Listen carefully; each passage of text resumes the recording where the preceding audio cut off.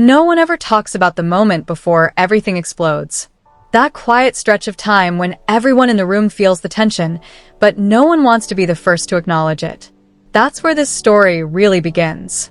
Because long before voices were raised, long before fans started calling it a breaking point, there was silence. Heavy, uncomfortable silence. Kody Brown had been pacing for hours. Not the restless kind of pacing people do when they're nervous, but something sharper. Controlled. Almost rehearsed. His footsteps were steady, deliberate, like he was building towards something even he didn't fully understand yet. Every few minutes he'd stop, run a hand through his hair, then start again. Robin noticed immediately. She always did. She could tell by the way he avoided eye contact, by the way he answered questions without really listening, by the way his jaw tightened every time someone spoke too freely. This wasn't just frustration. This was resentment that had been collecting interest for years. And the worst part? This wasn't new. Fans have seen this version of Kody before, just never this close. Never this unfiltered. Never without the safety net of editing and careful storytelling. What most people don't realize is that arguments don't start when voices rise. They start when one person decides they are no longer interested in understanding, only in being obeyed. That shift had already happened. The conversation that night began harmlessly enough. Small disagreements. Half-finished sentences. The kind of talk families have when everyone is pretending things are normal. But underneath it all, something dangerous was building. Kody felt challenged. And when Kody feels challenged, he doesn't retreat. He dominates. Sources close to the family say the turning point came when someone questioned his authority. Not loudly, not aggressively, but calmly. And that calmness is what triggered him. Because calm implies confidence. And confidence in his world looks like defiance. That's when his tone changed. Not shouting yet. Just colder. Slower. Each word chosen carefully, like a warning instead of a response. Robin tried to redirect the conversation, tried to soften it, but it was already too late. The emotional door had closed. And then it happened. The dam broke. What came next wasn't just anger. It was years of unresolved resentment pouring out all at once. Kody wasn't responding to the present anymore. He was reacting to every perceived slight he'd ever held onto. Every moment, he felt disrespected. Every time, he believed loyalty wasn't absolute. And the room froze. Because the kids were listening. That's the detail fans can't get past. Not the words. Not even the volume. But the presence of children witnessing a parent lose emotional control. Watching a man they're supposed to feel safe around turn unpredictable. Robin's face changed instantly. At first, she tried to intervene. She always has. But this time, her usual approach didn't land. Her voice didn't calm him. Her presence didn't ground him. And that realization hit her hard. Because if she couldn't reach him anymore, who could? That's when fear replaced loyalty. Not fear for the marriage. Fear for the environment. Fear for what this moment would become if it didn't stop. People say there was a pause. A brief moment where Kody seemed to realize how far he'd gone. But instead of pulling back, he doubled down. And that choice, that single decision, is what fans now point to as the true breaking point. Because once someone chooses control over connection, the damage is no longer accidental. It's intentional. And that's when the night stopped being private. Even though cameras weren't rolling the way viewers imagine, the impact was real. Words don't disappear once they're spoken. Kids don't forget what they hear when adults think they're too young to understand. By the end of that night, nothing had been resolved. No apologies. No reassurance. Just emotional wreckage and unanswered questions. The morning after didn't bring clarity. It brought distance. Not the loud, obvious kind of distance where people argue or demand answers, but the quieter kind that settles in when everyone knows something has shifted and no one knows how to fix it. The house felt different. Conversations were shorter. Eye contact was brief. Even the air felt heavier, like it was holding on to everything that had been said the night before. Kody acted as if nothing had happened. That, more than anything, unsettled everyone around him. There was no acknowledgement of the tension, no attempt to explain, No effort to reconnect with the people who had clearly been affected. Instead, he moved through the day with a controlled calm that felt almost calculated. To some, it looked like confidence. To others, it felt like avoidance. Robin watched closely. She spent years reading Kody's moods, learning when to step in and when to stay quiet. But this time, she hesitated. Because what she saw wasn't just anger cooling off. It was detachment. The kind that signals someone has emotionally checked out of the conversation entirely. And that scared her. Because detachment doesn't heal anything. It freezes it. As hours turned into days, the impact of that night became impossible to ignore. The kids were quieter, more guarded, less willing to engage. There was a noticeable shift in how they responded to him. Shorter answers, cautious tones, eyes that looked away instead of toward him. This wasn't rebellion. It was self-protection. Fans often talk about dramatic moments, explosive arguments, shocking quotes. But what they rarely see are the consequences that follow. The subtle changes that reveal how deeply something has cut. And those changes were everywhere. Kody seemed irritated by the distance, yet unwilling to bridge it. He spoke about respect more than ever, but respect, in his world, appeared to mean compliance, agreement, silence. Robin found herself in an unfamiliar position. For the first time, she wasn't the bridge. She wasn't the translator. She wasn't the calming force that helped smooth over the rough edges of Kody's behavior. She was on the outside, watching the fallout unfold. And with each passing day, it became clearer that the family wasn't just dealing with one bad night. They were dealing with the exposure of a deeper pattern, one that had always been there, just never this visible. Fans began to sense it too. Online, discussions shifted in tone. Where viewers once debated favoritism or jealousy, they now focused on emotional dynamics, control, power, accountability. Old clips resurfaced. Moments that had once been brushed off suddenly looked different through this new lens. A raised eyebrow here, a dismissive comment there, a pattern of shutting down emotions that didn't align with his own. It was all adding up. Robin's silence didn't go unnoticed. She spoke less. Defended less, explained less, and that absence of commentary became its own message. Some fans interpreted it as strategy. Others saw it as exhaustion. But nearly everyone agreed on one thing. She no longer seemed confident that she could manage the situation. And that changed everything. Because if the person closest to him was struggling to keep things together, what did that say about the stability of the family as a whole? The kids felt it most. They began pulling away in small but significant ways. Less enthusiasm, less openness, less trust. And while none of this was said out loud, it was felt deeply. Emotional withdrawal doesn't need an announcement. It shows itself in silence.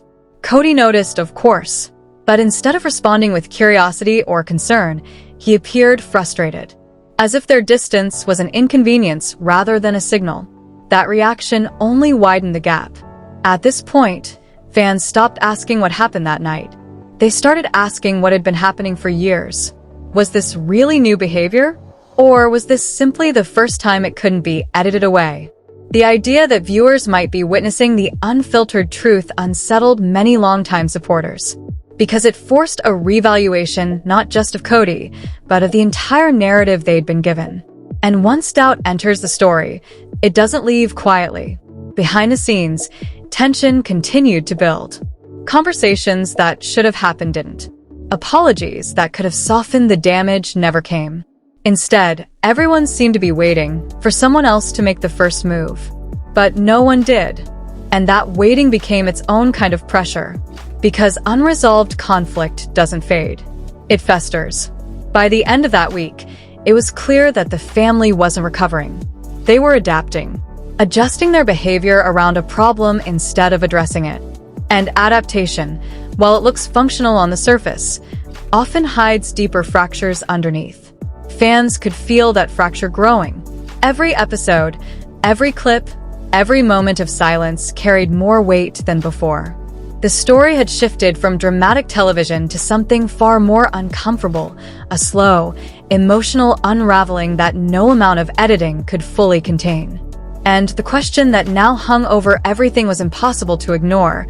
If this is what happens when control is challenged, what happens next? Because whatever came after this wouldn't just test relationships. It would expose them.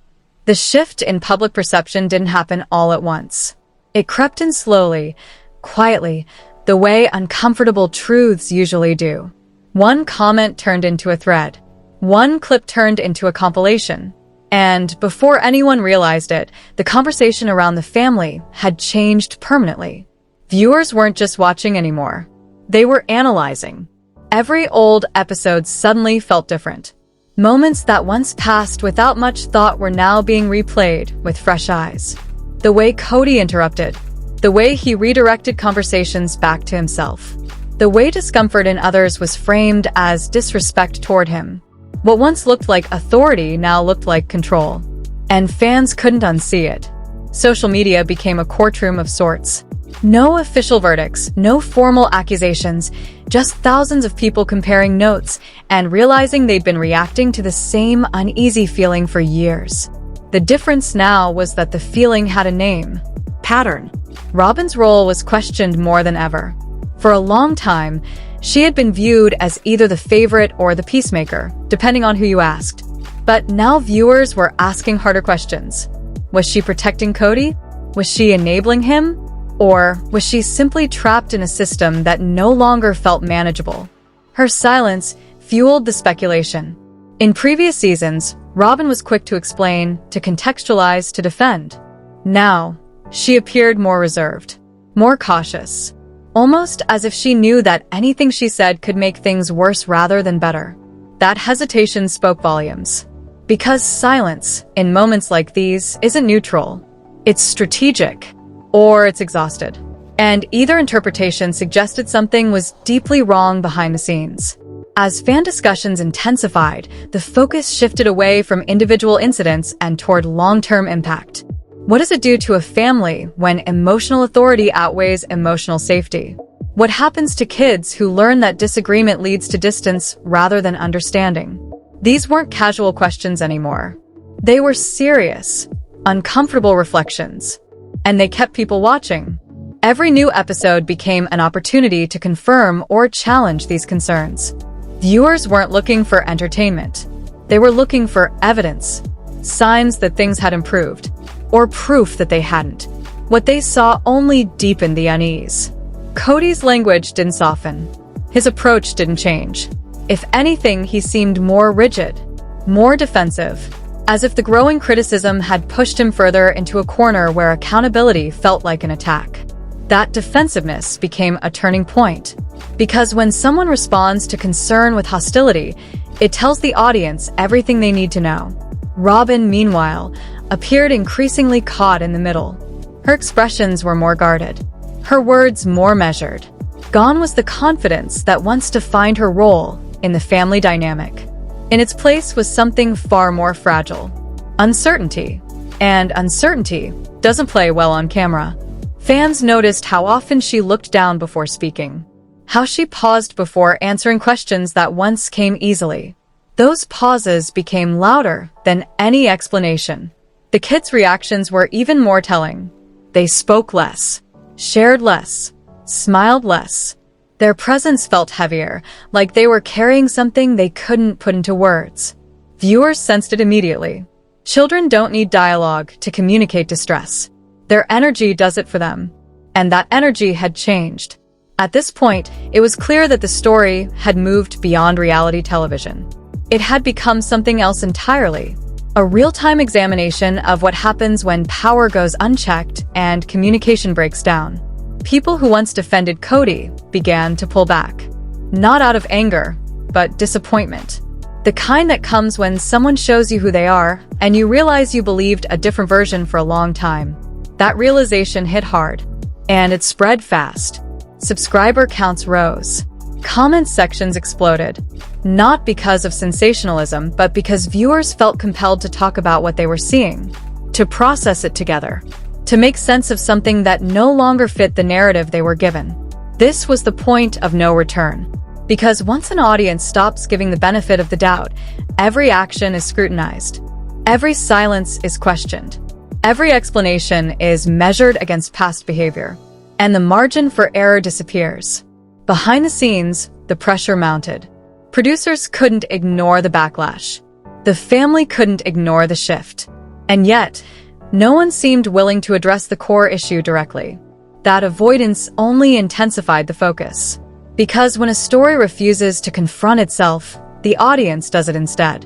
And by now, the audience was no longer passive. They were invested. Emotionally, intellectually, morally. They weren't just watching to see what would happen next. They were watching to see who would take responsibility. And the absence of that responsibility set the stage for what came next. Because the final chapter of this story wouldn't be defined by an argument or a confrontation. It would be defined by revelation. By the time the pressure reached its peak, there was no dramatic announcement. No single moment where everything collapsed in front of the cameras. Instead, the unraveling happened the way it often does in real life. Slowly, quietly, and then all at once. The family silence had become impossible to ignore. What once felt like privacy now felt like avoidance. Viewers sensed it immediately. When people have nothing to hide, they don't hide this carefully. And when stories stop lining up, audiences notice. Every pause, every half-answer, every carefully chosen word was now part of the narrative. The truth didn't need to be spoken outright anymore. It was being felt. Kody appeared more distant than ever. Not just emotionally, but physically. Less present. Less engaged. Less willing to step into uncomfortable conversations. Where he once commanded attention, he now seemed to repel it. And that shift signaled something deeper than conflict. It signaled consequence. Because control only works when people accept it. And acceptance was fading. Robyn's position had changed completely. The role she once filled, mediator, defender, stabilizer, was no longer sustainable. You could see it in her expressions. The careful way she chose her words. The restraint that replaced confidence. Whatever certainty she once had was gone. And that absence spoke volumes. The kids, meanwhile, continued to pull away. Not out of rebellion, but resignation. When trust erodes, people stop reaching. They stop expecting. They protect themselves by lowering their emotional investment. That kind of withdrawal doesn't come back easily. Fans recognized it immediately because many had lived it. They knew what it looked like when someone learns that speaking up leads to punishment rather than understanding. That recognition created a powerful emotional connection between the audience and the story unfolding on screen. This wasn't just about a family anymore. It was about accountability. As public judgment intensified, the conversation shifted again. Viewers weren't asking who was right or wrong. They were asking what responsibility looks like when harm has already been done. And whether acknowledgement, even now, could make a difference. The absence of that acknowledgement became the loudest statement of all. Behind the scenes, the future of the show itself felt uncertain. Not because of ratings, those were climbing, but because the emotional cost of continuing without resolution was becoming harder to ignore. When real pain intersects with entertainment, lines blur. And once they blur, there's no going back to business as usual. Every episode now carried weight. Every interaction felt loaded. Audiences weren't just watching scenes unfold. They were watching people choose whether to confront the truth or continue avoiding it. And avoidance has an expiration date. Because eventually, reality demands to be acknowledged. Whether through a conversation, a confession, or a breaking point.